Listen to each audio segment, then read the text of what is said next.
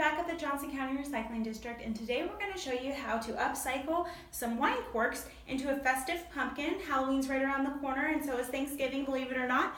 So we're going to take our wine corks, and you need 24 of these wine corks. So you may want to ask for help from family and friends to collect your wine corks.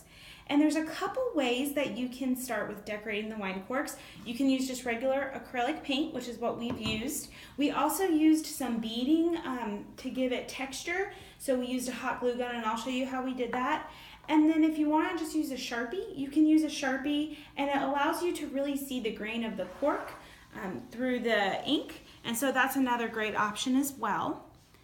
So we're going to show you how we did the Sharpie, you just color in. We're going to show you how we did the paint. And I also want to note that some of them we just left with the wine stain on it because it looks really nice. You can see the purple colors here. That was just from the red wine. We left that on there. So with our 24 corks, we did about 6 of them textured and about 5 of them with the white and 7 of them with the orange. And then the rest of them we just left with the wine coloring. So we dipped them into our paint. And then you want to lay out paper, something to rest them on. I stamped them just to make them a little less gooey with the paint. Sometimes it takes a couple stamps to get the excess off. And then leave them to dry. You can leave them on like that on their side, or you can put them up just like this. And so you're gonna do that with all of your wine corks that you want colored. The beads, the way we did the beads for the texture is to take a hot glue gun. You're going to put the hot glue all the way around, spread it around on top of that cork, and then make sure you've laid out enough of the beads to be able to dip the entire cork in there to cover it.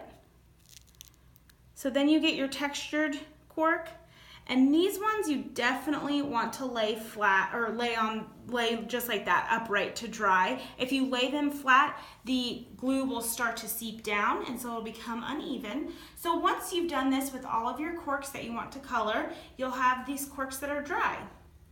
And you're gonna stack them with 4 on the bottom, and then 5, and then 6, and then back to 5, and then 4 on the top. So you have your 4 corks here. You can arrange them in any way you want. I do recommend before you start gluing that you lay out all of your corks to see what sort of pattern you're gonna get, because we want it to look random, but we know sometimes even when it's random, it looks too patterned or something, there's too much repetitiveness. So lay them out, make sure you like how it's gonna look, and then you start to glue them. And the way you're gonna glue them is 1 row at a time. So you're gonna end up with each row looking like this, a separate entire row. So we take our glue gun, and just put a little bit of glue in between each one. Stick it together, and then flip them over, because the corks don't have to be the same size. So if you flip them over on the colored side, just like I'm doing here, push them down so that they're flat on the front of it, and then also flip them on their side so that they're level across. And so we have those 2 stuck together. We're now going to do these 2. So I've put my glue on there.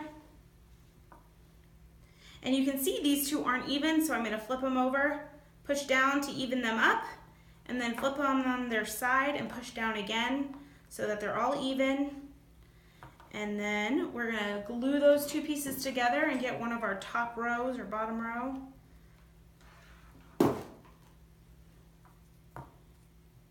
So again, my corks are not even, so I'm going to make sure I go on their front, push them down, and then go on the side, push them down, and then set them aside to dry for a minute. So now you guys can see I have had 3 of my layers glued together. This is my 4th layer that has 5. So I'm going to go ahead and glue that down onto here. This one did get a little warped, but normally they're perfectly straight and they just fit together right in the grooves of the corks. So I'm going to spread my hot glue around.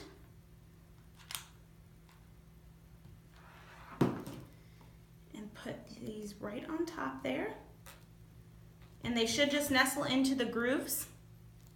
And then these I'm sure are done by now, drying, so we're going to add those on.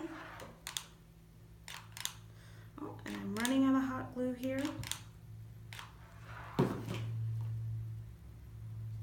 So we would stick those on. I don't know if there's enough glue, but those would stick on right there. And then for the top, You can take one of these funny looking corks, or what you can do is soak a regular cork like this in water for about 15 minutes and use a serrated knife to just cut it in half or cut it in 2/3 off of it so that you can use that as the stem of your pumpkin. So you'll take your hot glue, and I don't think I have enough in here to make it work, but you'll take your hot glue and you'll glue this cork down. And then we used pipe cleaners because that's what we had in our salvage studio and our reuse center, and we used felt to make a leaf.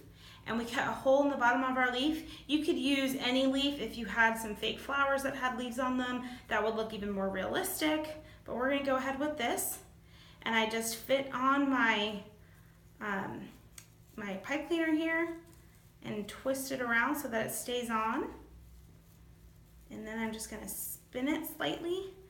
And like I said, I ran out of hot glue, so my glue isn't sticking up here, but there is your pumpkin. And then you'll have your pumpkins to set out on your shelves or on your kitchen table, wherever you want to put it.